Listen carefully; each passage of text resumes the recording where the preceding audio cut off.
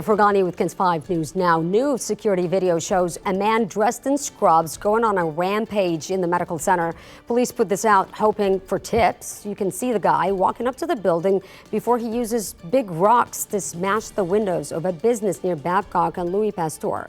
Police say he hit nearly a dozen businesses. Several witnesses said officers told them the man might have walked from a healthcare facility nearby because he was wearing paper scrubs. Cutting off the power to a store, then breaking in to steal lottery tickets. That's what deputies say these two people did. They've been on the run since June 8th. The Bexar County Sheriff's Office says the suspects drove into the parking lot of the Refuel convenience store on New Sulphur Springs in Atkins. They cut the power to the building, then entered the gas station by breaking the windows. Deputies say they stole lotto tickets and cigarettes. They were driving a white Toyota Corolla with damage to the right side and paper license plates. If you know anything, call the Sheriff's Office. A CPS Energy employee who worked for the company more than a decade was killed on the job while trying to restore power outages following the storms Monday night. 32-year-old Clayton Clisell was known as a beloved husband, father, and son. Bexar County officials say he was electrocuted while working on a power line Tuesday morning on Culebra in far west Bexar County. That neighborhood has since created a makeshift memorial in his honor. A desperate search for the person responsible for the death of a beloved coach and teacher killed by a stray bullet at a downtown bar. Witnesses said 28-year-old Aiden Burt was socializing, and moments later she was fighting for her life. Burt was in San Antonio for a high school coaching convention and went out with friends to smoke Sky Bar on East Crockett just after midnight Tuesday.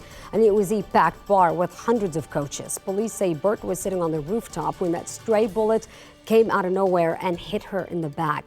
Sky Bar was closed Tuesday night, but an employee told us that it was just for maintenance work.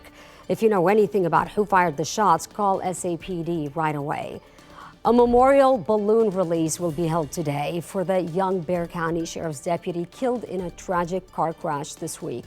Fellow deputies escorted Meredith Portillo's body yesterday from the medical examiner's office to Mission Park South Funeral Home.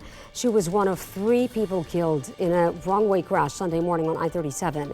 The balloon release tonight will be held at Bronick Lake Park in Elmendorf. Turn yourself in. That is the message from police to a woman who's been on the run, suspected of killing a Sonic employee over a food order. A murder warrant has been issued for Adia Demir Robertson. Police say tips from the public helped them identify her, and now they're hoping new tips could help them track her down. Robertson is accused of killing the manager at the Sonic on Babcock on the city's northwest side July 7th. If you know where she is, call SAPD at 210-207-7635. Artificial intelligence helping shine a light on a 14-year-old case of a missing San Antonio mom who disappeared from the HEB where she was employed. Pauline Diaz turned 78 years old today, and her family has not given up on the search. They're using AI to spread her story, and today it will be accessible through a QR code. A video will appear and show Pauline speaking using AI. This technology was used in other San Antonio missing persons cases. The local nonprofit Search and Support San Antonio helped create those AI videos. I hope it touches people's heart to where if they do know what happened to her, they would come out and help her. That's what we want to do, is keep up with the times and let it take on a life of its own and see how far it can go. So we'll keep trying new things, and whatever's available to us, whatever tools, we'll keep doing that. Pauline vanished in 2010 after her shift at an HEB off Southeast Military Drive. She was in the process of filing for divorce from her estranged husband. No arrests have been made. Incredible video of a whale slamming a boat in New Hampshire. Check this out.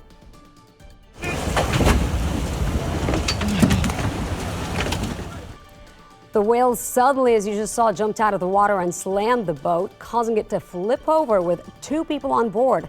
2 brothers who were fishing caught the whole thing on camera and rushed to the rescue. And another stunning event caught on camera, a hydrothermal explosion sending tourists running for their lives at Yellowstone National Park.